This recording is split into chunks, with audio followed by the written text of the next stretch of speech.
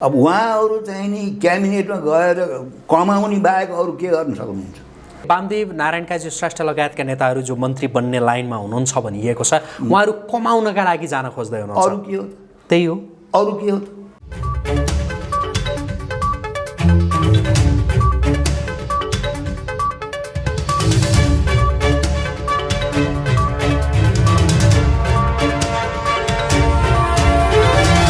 नमस्कार आदरणीय दर्शकवृन्द, AP news यात्राको यो अर्को एउटा विशेष संवादमा यहाँहरूलाई धेरै स्वागत छ। म रोहित भण्डारी। दर्शकवृन्द, आजको संवादमा हामीसँग हुनुहुन्छ राष्ट्रिय जनमोर्चाका अध्यक्ष तथा पूर्व उप प्रधानमन्त्री चित्रबहादुर केसी। उहाँसँग हामी पछिल्लो समसामयिक राजनीतिका सन्दर्भमा केन्द्रित रहेर कुराकानी गर्दैछौँ। पछिल्लो पटक मन्त्री परिषद पुनर्गठनको फेरि चर्चा छ। मन्त्री परिषद पुनर्गठन नेकपाभित्रको आन्तरिक किचलोका कारणले हुन सकिरहेको छैन भनिएको छ। यति बेला मन्त्री परिषद पुनर्गठन आवश्यकता हो या भागबण्डा मिलाउनका लागि गरिएको र गर्न खोजिएको एउटा काम मात्रै यो एउटा विषय र सँगसँगै सडकमा केही यस्ता विषयहरू आएका छन् र केही यस्ता नामहरूका माथि यति बेला व्यापक चर्चा परिचर्चा भइरहेको छ, जस्तो कुलमान घिसिङ, वामदेव गौतम, डाक्टर युवराज खतिवडा, डाक्टर गोविन्द केसी लगायतका नामहरू यति बेला निकै चर्चामा रहेका छन्। हामी आजको कार्यक्रममा यिनै विषयको सेरोफेरोमा केन्द्रित रहेर हाम्रा आजका अतिथिसँग कुराकानी गर्दैछौँ। म हाम्रा आजका अतिथिलाई स्वागत गर्छु। स्वागत छ यहाँलाई। धन्यवाद। आराम हुनुहुन्छ? ठिकै छु। अहिले मन्त्री परिषद पुनर्गठनको फेरि चर्चा छ। यो सरकार बने यता यो मन्त्रीहरू ठिक नभएका कारणले सरकारले प्रभावकारी ढङ्गले काम गर्न सकेन भन्ने यहाँलाई लाग्छ, या सरकारको नेतृत्व गर्ने व्यक्ति प्रधानमन्त्री नै ठिक हुनु भएन, त्यो भएर प्रभावकारी नतिजा आउन सकेन भन्ने लाग्छ यहाँलाई? अब जुन प्रकारले यिनीहरूले चाहिँ पार्टी एकीकरण गरे, पार्टी एकीकरण गर्न सजिलो भयो, किनभने चुनावमा सफलता प्राप्त गर्नु थियो र पार्टीका साङ्गठनिक पद्धति, सिद्धान्त, राजनीति, अब यो केही कुरा पनि उनीहरूको भएन र एक्कासी त्यही पार्टीभित्रको केन्द्रीय समितिको एकजना जिम्मेवार मान्छेले मलाई भनेको, हाम्रो नीति मिलेर, सिद्धान्त मिलेर, विचार मिलेर पार्टी एकता गरेनौँ। एमालेको ससुराली पनि उतै, हाम्रो पनि ससुराली उतै भएको हुनाले, एउटै ठाउँमा ससुराली भएको हुनाले त्यही गाउँमा जानको लागि सँगै जाम्न त भनेर बाटोमा सँगसँगै हिँडे हो भने जस्तो अब त्यो गरेनन्। तैपनि यहाँ लामो समयदेखि नेपाली जनताले सरकार स्थिर भएन, कुनै सरकारले चाहिँ नि 5 वर्ष बिताउन पाएन, अस्थिरता भइरहेको, अराजकता भइरहेको। यस्तो अस्थिर परिस्थितिमा बाह्य शक्तिहरूले पनि शासक प्रशासकहरूलाई खेलाइराख्ने भए, यस्तो अस्थिरताले बेठिक भयो भनेर नेपाली जनताले यिनीहरूले पार्टी एकता गरेको कुरालाई पनि र यिनीहरूको चाहिँ जुन घोषणापत्र हेरे, त्यो घोषणापत्रमा त धेरै राम्रा कुराहरू छन् हैन? भ्रष्टाचार निर्मूल गर्ने, सुशासन दिने, देशको राष्ट्रियता, सार्वभौमता र अखण्डताको सौदाबाजी नगर्ने, त्यसको संरक्षण गर्ने धेरै कुराहरू छ। शिक्षामा जनताको पक्षमा काम गर्ने, स्वास्थ्यले धेरै कुराहरू छ। त्यो घोषणा पनि हेरे। अर्कोतिर यो 7 सालपछि लगातार अस्थिर भइरहने, मुख्य काम चाहिँ सरकार बदल्ने र पुनर्निर्माण गर्ने, यही माग थियो। त्यसो भएर जनताले भोट हाले। हामीले पनि उनीहरूले पार्टी एकता गरेको कुरालाई, उनीहरूले चाहिँ नि चुनावमा सफलता पाएको कुरालाई हामीले समेत समर्थन गरेका छौँ, स्वागत गरेका छौँ। किनभने जहिले पनि अस्थिर कुनै एउटा सरकार आउँछ र एउटा नीति कार्यक्रम ल्याउँछ, त्यसलाई चाहिँ नि कार्यान्वयन गर्न समय भएन, पाएन भन्ने सधैँ हुन्थ्यो। त्यस कारणले अब अहिले यो 2.5 वर्षको अवधिमा त अब ओली र प्रचण्डको व्यवस्थापनमै गयो। अब उनीहरू दुईटाको व्यवस्थापन 2.5 वर्ष त्यस यहाँ गयो। अब त्यो केही दिन पहिले ओली चाहिँ 5 वर्ष प्रधानमन्त्री हुने, प्रचण्डले अब कार्यकारिणी पार्टी सञ्चालन गर्ने, यो कुरा त मङ्सिर 4 गते पनि कता भयो भन्ने सुनेको थिएँ मैले बाहिर मिडियामा। अब त्यो फेरि कसरी कार्यान्वयन भएन। त्यसो भएको हुनाले जब प्रधानमन्त्रीले 5 वर्ष शासन गर्ने भए त प्रधानमन्त्रीको मातहतमा चाहिँ आएका मान्छेहरू निश्चय पनि 8 लाख पार्टी सदस्य भएको पार्टीमा त्यहाँभित्रका सक्षम, योग्य, क्षमतावान, प्रतिनिधि सभाको चुनावमा नहारेका, जनताले जिताएका ती मान्छे राखेर क्याबिनेट बनायो होलान् भन्ने चाहिँ भयो छ हामीलाई त। त्यस कारणले मुख्य कुरा के भयो भने तपाईँ चाहिँ नि त्यो जुन दुईवटा पार्टी मिले, बाहिर त्यो मिले, भित्र चाहिँ उनीहरूको चाहिँ मिल्ती भएन, जतिखेर पनि तपाईँ चाहिँ नि गुटबन्दी भइरह्यो।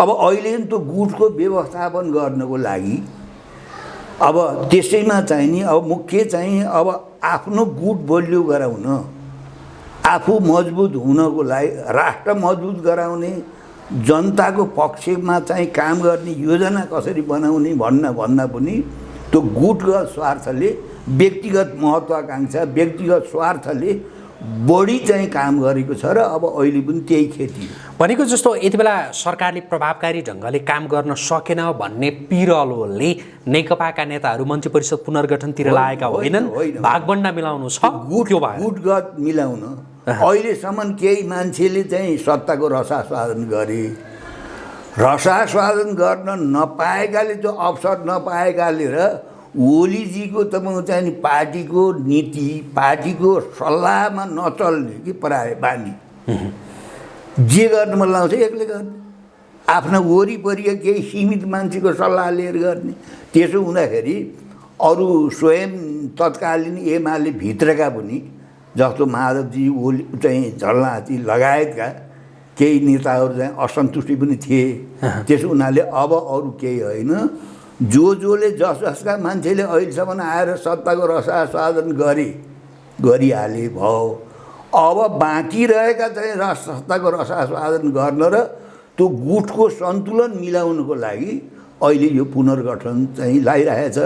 अब यो पुनर्गठन पनि झ्याप्पै किन भएको छैन भने प्रतिनिधि सभाको चुनावमा हारेका मान्छेहरू, एउटा पुँजीवादी प्रणालीमा पनि प्रतिनिधि सभाका चुनावमा नेपाली मतदाताले तपाईँ चाहिँ नि तिमी ठिक छैनौ भनेर हराइसकेका मान्छेलाई पनि जुनसुकै मूल्य चुकाएर भए पनि उनीहरूले राष्ट्रिय सभामा ल्याए। राष्ट्रिय सभामा ल्याएर मात्रै उनीहरू चित्त बुझेको छैन। त्यसो हुनाले क्याबिनेटमै लाने, एकाथरीले यिनी प्रतिनिधि सभामा हारेका यो हरुवाहरूलाई राष्ट्रिय सभामा ल्याउनु हुँदैन थियो भन्ने थियो। खास गरेर ओलीको मत मैले सुनेको जहाँसम्म थाहा भएको, त्यो ओलीकै रिसले त्यसो भएको हुनाले उनीहरूले अब प्रतिनिधि सभामा चुनावमा हारेकालाई राष्ट्रिय सभामा ल्याए। त्यही कुरा देशव्यापी रूपमा जनताले छिटछिट दूर गरे। त्यतिले मात्रै भएन, अब उनीहरू तपाईँ चाहिँ नि पटक पटक चाहिँ प्रतिनिधि सभामा हारेका हरुवाहरूलाई पनि अब क्याबिनेटमा लैजाने कुरामा यहाँ चाहिँ झगडा भइरहेको छ। त्यही हो। यो तपाईँले भन्नुभयो नि हरुवा भनेर, सम्भवतः वामदेव गौतमलाई भन्नुभयो होइन? अरू पनि छन् नि, गोर्खाबाट हारेका छन्, पहिले मकवानपुरबाट हारेका छन्। एकपटक होइन, उनीहरू आफैले भनेको नि, नारायण काजीले त भनेकै सुनेको, प्रतिनिधि सभामा म उम्मेदवार भएको, म त हारिसकेको मान्छे किन जाने, म राष्ट्रिय सभा भनेको नि सुनेको थिएँ मैले त। त्यसो भएको हुनाले त्यति मात्रै होइन नि, प्रतिनिधि सभामा वार्डमा हारेका, प्रदेशमा हारेका, नगरपालिकाको चुनावमा हारेका, जसले वार्डका जनताको चित्त बुझाएको छैन, वार्डका जनताले पत्याएको छैनन्, अब त्यस्तो मान्छेलाई राष्ट्रिय सभामा ल्याएर राष्ट्रको प्रतिनिधित्व गराउने, त्यो पनि कुनै एउटा सीमित पुँजीवादी प्रणाली भित्रै मानौँ भने पनि त्यो त कुनै नैतिक मूल्य मान्यता यिनीहरूले पालन गरेनन्। तपाईँले जो हरुवाहरू भन्नुभयो नि, र जो यति बेला राष्ट्रिय सभामा हुनुहुन्छ, राष्ट्रिय सभा सदस्य बनिसकेपछि उहाँहरूसँग तपाईँको कुराकानी भयो? केही भाषा ताकि कोहीसँग भाषा? मैले प्राय उनीहरूसँग व्यक्तिगत कसैसँग प्राय कुरै गर्दिनँ। मैले सबै उनीहरूको नाटक चाहिँ हेरिरहन्छु मिडियाबाट तपाईँहरूले पनि दिइरहनुहुन्छ। त्यसो हुनाले मैले उनीहरूको बारेमा टिका टिप्पणी आलोचना गर्छु। त्यस्तो नगर्नुपर्ने भन्ने मेरो सुझाव हो। यसलाई के भन्ने ताकि जो हारेकाहरू धमाधम राष्ट्रिय सभामा गइरहेछन्, मन्त्री बन्न त्यो एक खालको लाइनमा छन्, के को उपज भन्ने हो? यो चाहिँ राजनीतिक विचलन हो। राजनीतिक संस्कृति, राजनीतिक चरित्र त्यो खडेरी हो। यो जुनसुकै मूल्य चुकाएर भए पनि चुनावमा जित्नुपर्छ, जुनसुकै मूल्य चुकाएर भए पनि कमाउने ठाउँमा जानुपर्छ, कमाएर तपाईँको चाहिने अर्को चुनावलाई निश्चित गर्नुपर्छ फेरि पनि आउनलाई। त्यस कारणले यो गन्दा खेल हो, यो राम्रो होइन। मन्त्री बन्नु नि पर्छ, संसद बन्नु नि पर्छ। म आफै पनि 3 पटक चाहिँ सांसद त भएकै मान्छे हो होइन। म क्याबिनेट पनि गएकै थिएँ, तपाईँहरूले थाहा पाउनु भयो। तर अहिले जो सिनेरी देखिएछ नि, अब यो त असाध्य तपाईँको चाहिँ नि यो एक त यो संसदीय प्रणालीकै यो विकृति हो। यो त्यस हुनाले यो संसदीय प्रणालीबाट यो केही 10-12% टाँठा बाठा छट्टुहरू, ठेकेदारहरू, माफियाहरू, बिचौलियाहरूले फाइदा उठाउँछन्। बहुसङ्ख्यक तपाईँको चाहिँ भोका नाङ्गा जनताहरूको तपाईँको चाहिँ नि यो प्रणालीबाट तपाईँको रक्षा हुनै सक्दैन भन्ने कुरा त दैनिक रूपमा हामीले यो नाटक देखिरहेका छौँ। यो तपाईँको चाहिँ राजनीतिमा आएको चाहिँ स्खलन हो। यो सांस्कृतिक विचलन हो। कमसेकम चाहिँ पुँजीवादी व्यवस्था भएका देशहरूमा पनि यदि जनताले चाहिँ चुनावमा पराजित गरे भने अर्को तपाईँको चाहिँ निर्वाचनसम्म पर्खने धैर्य हुन्छ। पुँजीवादी व्यवस्था मान्नेहरू जसले संसदीय व्यवस्थालाई नै सबै थोक भन्छन् होइन, त्यहाँ पनि कमसेकम जनताको त्यहाँ मत माग्न गएर त्यहाँ पराजित भइसकेपछि अर्को चुनावसम्म पर्खने हुन्छ भनेर यहाँ त वार्डमा हारेका, नगरपालिकामा हारेका, प्रदेशमा हारेका, प्रतिनिधि सभामा एकपटक होइन कहिले मकवानपुरबाट कहिले गोरखा हारेकालाई पनि राष्ट्रिय सभामा जानुपर्ने। त्यति मात्रै होइन, यो झरी लागेको बेलामा त्यस्ता हरुवाहरू ठाउँमा पुगेर उनीहरू पानीमा बाहिर निस्कँदाखेरि अर्को छुट्टै मान्छेले छाता उडाइनु पर्ने। हेर्नु मैले त त्यो राजाहरूले गरेर देखाएको थिएँ। नेपालका राजा रानी युवराजहरूले आफै छाता ओढ्दैन उनीहरूले पानी आएको बेलामा। त हाम्रा यी सर्वहाराका नेता, यी दुखी गरिब नेता, यीले त हुन्छ नि पानी आएको बेला आफ्नो छाता समेत आफै पक्रेर हिँड्नु उनीहरूको लागि लाज लाग्ने भएपछि कहाँ पुगे यिनीहरू। वामदेव गौतम, नारायण काजी श्रेष्ठ लगायतका नेताहरूलाई के भन्न चाहनुहुन्छ जो मन्त्रीको लाइनमा हुनुहुन्छ भनिएको छ यति बेला? होइन, उहाँ तपाईँको सल्लाह होइन, उहाँहरूले तपाईँको चाहिँ नि अब उहाँहरू चाहिँ नि क्याबिनेटमा गएर कमाउने बाहेक अरू के गर्न सक्नुहुन्छ? उहाँहरूको इज्जत त हारेर तपाईँको चाहिँ जनताको पङ्क्तिमै बसेर काम गर्नुपर्थ्यो नि त। राष्ट्र जनताको सेवा गर्नुको लागि मन्त्री नै हुनुपर्ने, क्याबिनेटमै पुग्नुपर्ने, त्यसको लागि 84 टिकम गर्ने, दर्जनौँ ठाउँमा चाहिँ सिट खाली गराएर आउनुपर्ने, त्यसपछि चाहिँ त्यो दाउपेचको रूपमा प्रधानमन्त्री बनाइदिने मान्छेहरूले सजिलै देशको प्रधानमन्त्री भन्नु न। ताजी कतातिर भएको थियो नि एकचोटि चाहिँ बैठक भइरहेको थियो सचिवालयको। अब प्रधानमन्त्री चाहिँ वामदेवजीले बनाउनु पर्छ भनेपछि वामदेवजीले गएर तपाईँको चाहिँ आफ्नो सल्लाहकारहरूसँग अब कसरी चाहिँ जाने, के गर्ने सुझाव यस्तो पनि हुन्छ। मान नमान मैतिर एमएमा जनमत के छ, कमसेकम परम्परा के छ, पद्धति के छ, त्यो त अलिकति विचार गर्नुपर्ने हो। त्यो गलत भयो भन्ने मेरो सुझाव। त्यसो भए वामदेव, नारायण काजी श्रेष्ठ लगायतका नेताहरू जो मन्त्री बन्ने लाइनमा हुनुहुन्छ भनिएको छ, उहाँहरू कमाउनका लागि जान खोज्दै हुनुहुन्छ। अरू के हो? त्यही हो। अरू के हो? अहिले तपाईँको चाहिँ नि यत्रो 2-2.5 वर्षसम्म नेपाली जनताले पाएको के हो त उहाँहरूबाट? समाजवाद उन्मुख छ, शिक्षामा उहाँहरूले के गर्नुभयो, स्वास्थ्यमा उहाँहरूले के गर्नुभयो, अनि न्याय प्रणालीमा चाहिँ उहाँहरूले के गर्नुभयो, अख्तियारलाई कसरी चलाइरहनु भएको छ, न्यायपालिकालाई कसरी चलाइरहनु भएको छ।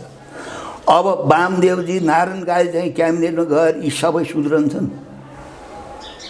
उहाँहरूलाई चाहिँ कसैले चिने होइन। त्यस कारणले विशुद्ध तपाईँको चाहिँ नि एउटा लाभ आउने चुनावलाई तपाईँको चाहिँ निश्चित गराउन खर्च पर्च जोड्नु पऱ्यो नि। त्यही बाहेक अरू केही हुनेवाला छैन। वामदेवजीलाई प्रधानमन्त्री फेरि उहाँहरू त टेस्टेड मान्छे हो नि, म आफै टेस्टेड मान्छे हुँ, म सांसद भएर टेस्टेड मान्छे हुँ, म चाहिँ क्याबिनेट पनि गएको मान्छे हो कि मैले अहिले गफ लाएर फुर्ती लाएर हुन्छ। अब जनता नगए पनि बिहाको भोज खाएको भन्छ नि नेपाली उखान, त्यसो भएको हुनाले उहाँहरूले चाहिँ त्यहाँ गएर केही गर्न सक्ने कुरा होइन, तर आफ्नो लागि उहाँहरूले गर्न सक्नुहुन्छ, आफ्नो नजिकका मान्छेको लागि आफ्नो लागि गर्न सक्नुहुन्छ। नेपालको राजनीति नै यस्तै भइहाल्यो तपाईँ, आश्चर्य हो। त्यो पनि अब बुर्जुवाहरूले प्रतिक्रियावादीहरू तपाईँ चाहिँ कुरा मिठा मिठा गरे पनि राजनीति गर्ने भनेको आफू बन्न, आफ्ना नजिकलाई बनाउन भनेर हामीले भन्दै आएको थियौँ। अब नाम तपाईँ चाहिँ कम्युनिस्ट पार्टी राख्ने, कुरा समाजवादको गर्ने, काम तपाईँको चाहिँ नि यस खालका तपाईँको चाहिँ नि जुन प्रवृत्ति देखिएको छ, यो राजनीतिमा चाहिँ वास्तवमा यो सांस्कृतिक स्खलन हो भन्छु भने। तपाईँ केपी शर्मा ओली को क्याबिनेटमा रहेर काम गरेको एकजना पूर्व उप प्रधानमन्त्री पनि, केपी शर्मा ओलीको नेतृत्व क्षमता नै ठिक नभएका कारणले चाहिँ यो सरकारले काम गर्न सकेन भन्ने लाग्छ, या मन्त्रीहरू नै त्यस्तै भयो भन्ने लाग्छ? हुन त मैले अलिकति यो विषयमा अघि पनि क्वेसन गरेँ। अहिले यो सम्पूर्ण संरचना जुन छ नि, त्यो एउटा व्यक्तिले बस्न खोजे पनि गर्न खोजे पनि तपाईँले केही लाग्दैन। हामीले खोजेको त गर्न खोजेको, यसरी दिएन भने जान्न पाए हुँदो भन्नु लाग्यो हामीले। जब तपाईँ जहाँ भ्रष्टाचार छ, जहाँ नातावाद कृपावाद छ, जहाँ तपाईँ गलत चाहिँ पद्धति छ, त्यसमा सामेल भएपछि त के हो नि गर्ने? तपाईँको शब्दमा, तपाईँको नजरमा प्रधानमन्त्री केपी शर्मा ओली कस्तो नेता हो? होइन, उहाँलाई त मैले लामै समयदेखि चिन्छु होइन। अब उहाँले तपाईँको चाहिँ नि उहाँहरूले कम्युनिस्ट भने पनि अब साङ्गठनिक पद्धति, राजनीति सिद्धान्त, विचार, चालचलन यो सबै हेर्दाखेरि उहाँहरूले त्यो कम्युनिजमको त्यो चाहिँ खोल ओढे मात्रै हो। उहाँहरू चाहिँ त्यो न चाहिँ अब त्यो लेनिनवादी उहाँहरू सङ्गठनको सिद्धान्त छ। हामीले पनि त पार्टी चलाएको छौँ नि। ल, पार्टीभित्रको मतभेद, त्यहाँ पार्टीभित्रको मतभेद तपाईँको चाहिँ तुरुन्ती सार्वजनिक चाहिँ रेडियोमा टिभीमा आउँछ, तुरुन्ती। त्यस्तो पनि कम्युनिस्ट पार्टी हुन्छ? ल भन्नुहोस्, कम्युनिस्ट पार्टीको त बैठक त नियम छ नि, उसै दिन बालुवाटारमा एक थरी बसेका हुन्छन्, एक थरी कुमलटारमा, अर्को थरी कोटेश्वरमा, अर्को थरी भएछन् भैँसे पार्टीमा। त्यो सबैलाई चाहिँ चिन्ता के हो भने नेपाली जनताको चाहिँ जीवन स्तर कसरी उठाउने, जनतालाई सुशासन कसरी दिने, त्यो भन्दा पनि तपाईँको चाहिँ नि आफू कसरी सत्तामा अडिने, आफ्नो गुट कसरी बलियो बनाउने, अहोरात्र त्यो चिन्ता भएपछि त्यो तपाईँको चाहिँ त्यो चाहिँ कम्युनिस्ट सिद्धान्त, कम्युनिस्ट आदर्श, कम्युनिस्ट नैतिकता त कहाँ गयो, कहाँ गयो? अहिलेको मेरो प्रश्नको अझ सिधा जवाब चाहे, ठ्याक्कै तपाईँको नजरमा कस्तो नेता हो प्रधानमन्त्री केपी शर्मा ओली? होइन, राष्ट्रियताको बारेमा कुनै बेला है, सधैँ होइन। अब उहाँको चाहिँ राम्रो अडान देखियो। जस्तो भनौँ न, हाम्रो संविधान 65-70 वर्षदेखि नेपाली जनताले आफ्नो संविधान आफू बनाउनुपर्छ भनेर लड्दै आयौँ हामीले संविधान बनाए बापत छिमेकीले त्यो संविधानको विषयलाई अन्तर्राष्ट्रियकरण गर्यो, नाकाबन्दी गर्यो। त्यति बेला ओलीजीलाई साथ दिन त हाम्रो पार्टी समेत कन्भिन्स भएर गयो नि त सरकारमा। हामी त 51 सालदेखि सदनमा छौँ नि, हामीलाई अफर त बारम्बार आयो होला नि त सरकारमा आउनलाई।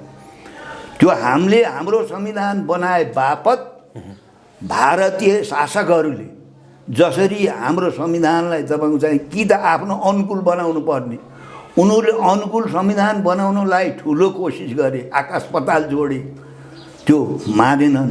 त्यो भारतीय त्यति बेलाको हस्तक्षेपको विरुद्धमा ओलीजी अडिएकै हो। त्यस मानेमा त्यसको साउ ब्याज ठेकी कसैले अहिले खाएन।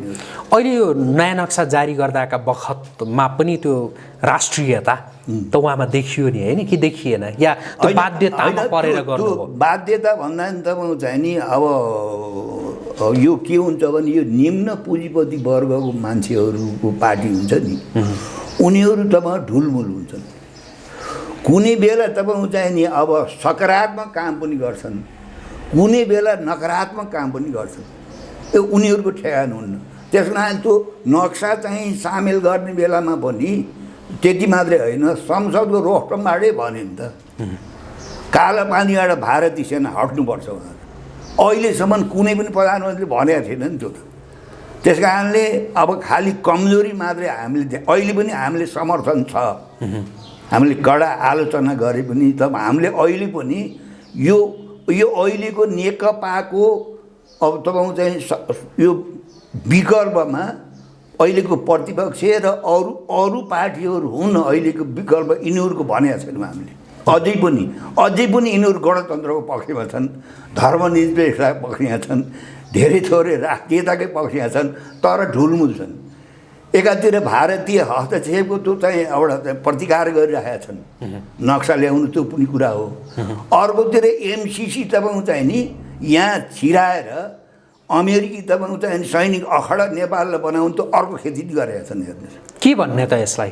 यो ढुलमुल हो, यो अवसरवाद हो। त्यसो भए केपी शर्मा ओली प्रचण्डहरू अवसरवादी हुन्? अवसरवादी उनी यो निम्न पुँजीपति वर्गका मान्छेहरू, यिनीहरू त्यो नीति नै त्यही छ। यिनीहरू के हुन्छ चरित्र भने तपाईँ चाहिँ ढुलमुल हुन्छ। तपाईँले के भन्नुभयो नि विकल्प पनि यति बेला हामीले खोजेका छैनौँ भनेर भन्नुभयो होइन? अवसरवादीहरूबाट तपाईँकै शब्द है, अवसरवादीहरूबाट अपेक्षा के गर्नु? होइन, अवसरवादीहरूबाट केही राम्रा काम पनि हुन्छन्, सकारात्मक काम होइन।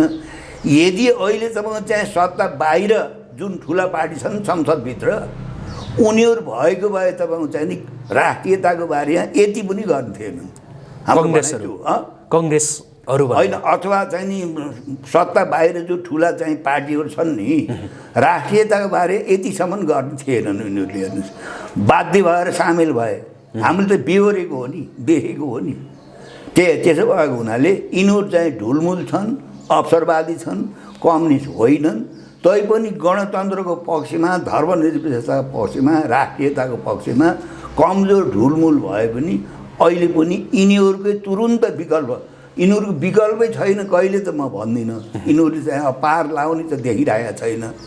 तर अहिले तपाईँको चाहिँ नि अरूले तपाईँको चाहिँ नि अब यो मुलुकलाई भर्खर तपाईँको विकल्प दिन्छन् भन्ने मलाई लाग्दैन। यति बेला सडकमा कुलमान घिसिङका पक्षमा व्यापक त्यो प्रदर्शन भइरहेको छ, यहाँले पनि हेर्नुभयो होला। हेरेको छु। कुन रूपमा लिनुहुन्छ? के भन्ने यसलाई? त्यो त मैले यो के हेरिरहेको छु भने जुन बेला अहिलेको प्रतिपक्ष चाहिँ सरकारमा आयो, उसले चाहिँ पञ्चायत कालमा स्थापना भएका राष्ट्रिय उद्योग कल कारखानाहरू पुरै खत्तम पार्यो। निरङ्कुश पञ्चायती व्यवस्था, राजतन्त्र फाल्नलाई हामी पनि जेल खायौँ, सबै भयो। तैपनि उनीहरूले तपाईँको चाहिँ जुन खालको चाहिँ राष्ट्रको पक्षमा धेरै थोरै काम गरेका थिए नि, उद्योग धन्दा कल कारखानाहरू केही विकासहरू, अब त्यसलाई त तपाईँको चाहिँ नि उनीहरूले चाहिँ अब लिलाम गरिदिए। त्यसो हुनाले दैनिक 1500-2000 का दरले चाहिँ नि मेन पावर नेपालको जुन श्रम गर्न सक्थ्यो त्यो भाग्यो। अब यिनीहरूले त्यो सरकारी चाहिँ संस्थानहरू सारा निजीकरण किन गरायो भने अमेरिकाको आदेश आयो, बेलायतको आदेश आयो, उदारीकरण, निजीकरण, बजारीकरण। छाला जुत्ता कारखानाबाट छालाका सामानमा हामी आत्मनिर्भर थियौँ। कागज कारखाना, चिनी कारखाना, कपडा कारखाना, ट्रली बस त थियो नि तपाईँको चाहिँ अर्काले बनाइदियो। शाहजहाँले कति काम गरेको थियो हामीले। त्यो सबै भ्रष्टाचार किन गर्यो भने त्यहाँ चाहिँ आफ्ना झोलेहरू पठाए, त्यो संस्था डुबाए। वायु सेवा निगम भन्नु एकै दिन स्थापना भएको थाइल्यान्डको कतारको चाहिँ वायु सेवा निगम र नेपालको के हालत बनायो भन्नुहुन्छ। यसले के बुझिन्छ भन्नुहुन्छ भने यो चाहिँ राज्यले तपाईँको चाहिँ नि काम आँटे त गर्न सक्नुहुनेछ त संस्थानले। अब त्यही तपाईँ चाहिँ यो विद्युत प्राधिकरण कुलमान आउनुभन्दा पहिले त्यो पुरै घाटामा जाने, 12, 14, 18 घन्टा अँधेरो हुनुपर्ने। अब उनले आएर चाहिँ 2-4 वर्षैमा तपाईँ चाहिँ त्यो अँधेरो पनि हटाए। अनि तपाईँ चाहिँ त्यो प्राधिकरणलाई नाफामा पनि लगे। अब त्यसले गर्दाखेरि हजारौँ भ्रष्टाचारीहरूको कपाल दुखेको छ। त्यसो हुनाले नेपाली जनताले फेरि अँधेरा राख्छन् यी भ्रष्टाचारीहरूले, फेरि समस्या पार्छन् भनेर कुलमानको हितभन्दा पनि फेरि अँधेरा राख्छन्। यिनले लाज घिन केही नमानिकन घुस खान, कमिसन खान, अब लाज नमान्नेहरूले यसले फेरि अँधेरा राख्छन्। कमसेकम कुलमान बदिए, फेरि पुनर्स्थापना गरे, अब यो नेपालीले चाहिँ अँधेरा बस्नु पर्ने थिएन कि भन्ने त्यो डरले जनताले तपाईँ चाहिँ बाहिर आवाज उठाएका छन्। अब कुलमानले भन्न त भनेका छन्, मैले मात्रै होइन, त्यहाँ भएका अरूको पनि सहयोग छ, समर्थन छ। त्यही पनि तपाईँको चाहिँ नि नेतृत्वको कति महत्त्व हुँदो रहेछ एउटा कुरा। अरू कुरा राम्रो मान्छे तपाईँ चाहिँ कुनै प्रतिष्ठानमा, कुनै संस्थानमा हुने भए त त्यो यसरी डुब्ने त रहन्छ नि। जसरी वायु सेवा निगम डुबाएर खाए, अहिले पनि खाएछन् सत्ता पक्ष प्रतिपक्ष, वाइड बडी, नेरो बडी, यी सबमा जुन चाहिँ मिलीमतो छ नि भ्रष्टाचारमा, ठिक त्यस्तै अब त्यो कुलमानलाई खोजे किन हो भने फेरि यिनले अँधेरा राख्छन्। तर पुनर्नियुक्ति सरकारले गर्न खोजिरहेको छैन भने जस्तो देखिन्छ होइन?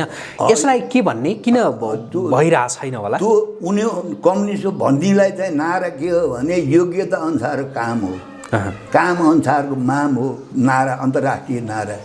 तर जसले तपाईँ चाहिँ नि राम्रो गर्यो उसलाई फेरि चाहिँ अवसर नदिने, उसलाई लखेट्ने, हटाउने भनेको त तपाईँ चाहिँ त्यो राख्नेहरूको स्वार्थमा चाहिँ अब टक्कर परेन, बेफाइदा भयो भने, अब बेफाइदा भएन भने राख्ने, बेफाइदा भएन नि।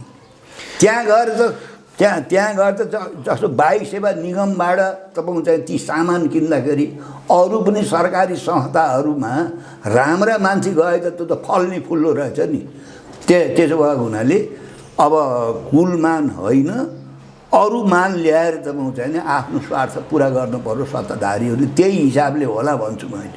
डाक्टर गोविन्द केसी 19औं पटक त्यो अनसनमा बस्नु भएको छ, यति बेला 19औं चरणको अनसन। उहाँको अनसनका प्रति सरकारले वास्ता गरिरहेको अवस्था छैन, के भन्नुहुन्छ यसका प्रति चाहिँ? अहिले अब जनताले स्वास्थ्य शिक्षा चाहिँ पाउनुपर्छ भन्ने माग नराम्रो होइन, उनीहरूले आफूले नि त भने होइन। त्यो सुरुवात उनले गर्दाखेरि त्यति बेला अहिलेको प्रतिपक्षीको शासन थियो। म आफै गएर चाहिँ के अरे यो टिचिङमा, उहाँ चाहिँ अनसनमा हडतालमा बसेको बेला म आफै गएर एकीबद्धता जनाएर त्यो आन्दोलन चलाउनको लागि मैले 500 रुपियाँ चाहिँ चन्दा दिएर आएको। डाक्टर केसीलाई हो दिएर आएको छु। त्यस कारणले उहाँको त चाहिँ अब त्यो अभियानलाई विरोध गर्ने कुरा छैन। मेरो अलिकति सुझाव के हो भने अहिले तपाईँ चाहिँ कोरोनाले यो सबै यस्तो लथालिङ्ग भइराखेको बेलामा अब यो कुरा चाहिँ यो अलिकति अहिले नउठाएर यो कोरोनाको यताउति भएर त्यो आन्दोलन उठाए भए हुन्थ्यो कि भन्ने मेरो सुझाव हो। समय मात्रै उपयुक्त भयो, समय अलिक नत्र त्यो गोविन्द केसीले भन्नै नपर्ने कुरा, त्यो पनि अझ कम्युनिस्ट नाम गरेकालाई जनताले स्वास्थ्य र शिक्षा चाहिँ निःशुल्क पाउनुपर्छ, विकट ठाउँमा चाहिँ अब अस्पताल खोलिनुपर्छ, विकट ठाउँका विद्यार्थीहरूले पढ्न पाउनुपर्छ, धनी मनीका छोराहरू मात्रै डाक्टर हुन पाउने, पाइलट हुन पाउने, त्यसरी सरकार चाहिँ यस्तो गैर जिम्मेवार हुन भएन भन्ने कुरा त यो त आम चाहिँ मानिसको चाहिँ माग हो नि। त्यस कारणले मैले चाहिँ भनेको कुरा के हो नि, यो कोरोनाले यस्तो अप्ठ्यारो छ, त्यस हुनाले 18 पटकसम्म यिनले त टेरेनन्, टेरिरहेका छैनन्। त्यसो भएको हुनाले मागको सम्बन्धमा चाहिँ म आफै पनि जहिले पनि समर्थन गरिरहेको छु। त्यसमा समय अलि मिलेन कि भन्ने मेरो सुझाव। हामी कुराकानीको अन्त्यतिर पनि छौँ। तपाईँ सरकारमा रहेर एउटा मन्त्रालयको जो तपाईँले नेतृत्व गर्नुभयो, कतिपयले भन्छन् कि त्यो मन्त्रालय मन्त्रीले पनि चलाउन पाउँदो रहेनछ, चलाउनेहरू अरू नै हुँदो रहेछन् भनेर कतिपय भूपू मन्त्रीहरूले भनिरहनु भएको छ, त्यो पनि सुनिन्छ बेला बखत। के हुँदो रहेछ त्यो चाहिँ? यो मन्त्री परिषद पुनर्गठनको चर्चा चलिरहेको बेला प्रश्न पनि गरे। पुरानो तपाईँको चाहिँ नि त्यो यन्त्र हुन्छ नि, त्यो संयन्त्रसँग मिलेर मात्रै मन्त्रीलाई कमाइ हुन्छ। त्यसो हुनाले त्यहाँ मन्त्रालय जोइन गर्न बित्तिकै मन्त्रीको चाहना अनुसार काम गर्ने मान्छे चाहिँ सचिव के हो त्यो पाइन्छ पाइन्न पहिलो खेती त्यो हुन्छ धनमा। हेर्नुहोस्, म चाहिँ मन्त्री हुँदैका दिन मेरै नजिकका मान्छेले के भन्यो भने फलानु मान्छे छ त्यहाँ तिमीलाई मद्दत गर्ने, त्यो मान्छेको सहायता ल्याऊ भने त्यहाँ तिमी मन्त्री भएर बस्दा तिमी सफल हुन्छौ भनेर भन्यो मेरो आफ्नै मान्छेले, उपल्लो तहको मान्छेले। मैले अलिअलि पत्याएँ, धेरै त पत्याइनँ। त्यहाँ गइसकेर मन्त्रालयमा त्यहाँ गइसकेर त्यो सबै चाहिँ कर्मचारीले के भन्यो भने त्यो मान्छे त असाध्यै भ्रष्ट मान्छे हो भने। त्यसो हुनाले त्यो पहिलेदेखि बनेको जो संरचना छ नि, यहाँ तपाईँ चाहिँ राजनीति गर्ने भनेको मन्त्री हुने भनेको प्रशासक हुने भनेको त राष्ट्र र जनताको सेवाको लागि होइन नि, कमाउन। त्यहाँ पाइलो हाल्न बित्तिकै तपाईँ चाहिँ त्यो मनस्थितिले चाहिँ लोकसेवा आएको जाँच दिने बेलामा अर्कै भावना हुन्छ कर्मचारीहरूको पनि।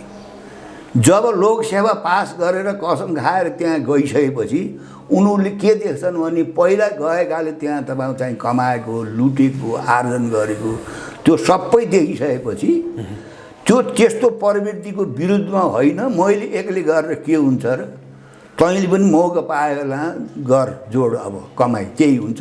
मन्त्री भएर जाने पनि सुरुदेखि नै ऊ जोगिनी लड्ने गऱ्यो भने उसलाई सहयोग हुन्न। मलाई त कतिसम्म भयो भने त्यही बेलामा मेरो राष्ट्रिय सम्मेलन थियो पार्टीको, अब त्यहीँकै एउटा जिम्मेवार मान्छेले भने त्यो चाहिँ गलत मान्छे मैले त्यहाँ हटाउन, क्याबिनेटबाट निर्णय गरेपछि मैले त्यो हटाउन दिएन अदालतले, स्टे अर्डर गरेर थोक रोक्यो। चाहिँ उसले आफैले भन्यो त्यत्रो राष्ट्रिय सम्मेलन छ, राष्ट्रिय जनमोर्चाको, त्यो मेरो पार्टी पनि हो, मैले मद्दत गर्न मिल्दैन भनेर कर्मचारीले हाक्कै मेरै अगाडि मन्त्री भएको बेला म मन्त्री भयो होला, यति कोसिस भयो, लेखा समितिको सभापति भयो बेलामा तपाईँ चाहिँ मन्त्री भयो होला, तपाईँ चाहिँ ती राज्यबाट चाहिँ अनावश्यक तपाईँ चाहिँ लुट्न पल्केकाहरू, खाइराखेकाहरू, उनीहरूले तपाईँ चाहिँ नि मन्त्रीलाई चाहिँ नचाउने, मन्त्रीलाई उपयोग गर्ने त्यो सबै गर्छन्। तर त्यसका अगाडि दृढतापूर्वक लड्ने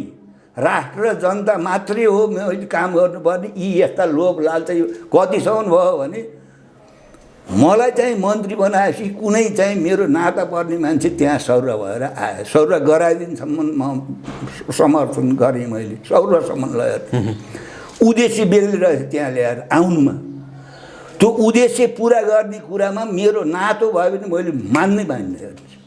हाम्रै कतिपय साथीहरूले मलाई के भन्यो भने एउटा मान्छेलाई पनि त्यहाँ तिमीले चाहिँ राख्न सकेनौ, तिमी मन्त्री भएर के काम लाग्यो भने। त्यसो भएको हुनाले त्यहाँ चाहिँ कर्मचारी मात्रै होइन, बाहिरको पनि तपाईँ चाहिँ चेतना के छ भने चाहिँ नि आफ्नो मान्छे त्यहाँ गएको बेलामा विशेष फाइदा उठाउनुपर्छ, लाभ लिनुपर्छ भन्ने प्रवृत्ति, नेपाली प्रवृत्ति मजबुत छ। अब यिनीहरू अहिले चाहिँ 2-2.5 वर्ष बसे, अब यिनीहरू गएर नयाँ आउने पनि चाहिँ टेस्टेड मान्छे हुन् नि, उनीहरूले के गर्न सक्छन्। त्यसो भएर यो फाउन्डेसन छ नि, तपाईँले आमूल परिवर्तन नगरिकन कोही एउटो राम्रो मान्छे त्यहाँ गएर बडा मुस्किलले केही थोरै विकास त होला तर गाह्रो पर्छ। कसरी हुन्छ त्यो आमूल परिवर्तन चाहिँ जो फाउन्डेसन जनताले गर्छन्। आज जुन विकसित देश भनेर हामीले भन्छौँ नि, चीन कस्तो थियो भन्नुहोस् त, कुनै बेला कति पिछडिएको थियो, कति विदेशीहरूले त्यहाँ चाहिँ अब त्यसलाई प्ले ग्राउन्ड गराएको थिए। कोरियाकै कुरा गर्नुहोस् होइन, त्यस कारण तपाईँ चाहिँ नि हाम्रो जस्तो कमजोर देशमा शक्ति राष्ट्रहरूले तपाईँ चाहिँ यहाँ देखिन्नन्। उनीहरूले यहाँका चाहिँ नि जिम्मेवार मान्छेहरूलाई खेलाइरहन्छन्, नचाइरहेछन् र उनीहरूको आफ्नो स्वार्थ पुरा गराइरहन्छन्। त्यो आफ्नो निजी स्वार्थका कारणले शक्ति राष्ट्रको चाहिँ निर्देशनमा, इसारामा यहाँका मान्छेहरू नाचिरहेका हुन्छन्। त्यो कुरा जनताले बुझेर त्यो तपाईँ चाहिँ यहाँको जो पहिलेदेखिको संरचना छ नि, यसलाई पुरै नभत्काइकन र तपाईँ चाहिँ त्यो नयाँ सेट राज्य सत्तामा नआइकन जनताका चाहिँ आधारभूत समस्याको समाधान हुन सक्दैन। अहिलेसम्म जे जति परिवर्तन भए यिनी मात्रात्मक परिवर्तन हुन्, सुधार हुन्, 20 को 19, तर पुरा चाहिँ परिवर्तन सुधार हुनको लागि अहिलेसम्म भएका भन्दा अझ तपाईँको चाहिँ उच्च स्तरको चाहिँ परिवर्तन क्रान्ति हुनुपर्छ, यसको विकल्प छैन। हुन्छ, आजका लागि कुराकानी यति गरौँ। जुन समय यहाँले हामीलाई दिनुभयो यसका लागि यहाँलाई धेरै धन्यवाद। धन्यवाद। मलाई पनि आफ्नो पार्टीका विचार राख्ने अवसर दिनुभयो, यहाँहरूलाई धेरै धेरै धन्यवाद र श्रोता साथीहरूलाई पनि धन्यवाद। हस्, आदरणीय दर्शकवृन्द, हामी कुराकानी गर्दैथ्यौँ राष्ट्रिय जनमोर्चाका अध्यक्ष चित्रबहादुर केसीसँग। उहाँसँगको यो कुराकानीसँगै एपी न्युज यात्राको विशेष संवाद अहिलेका लागि यहीँ सकिन्छ। एपी न्युज यात्रा सँगै रहनुहोला। नमस्कार।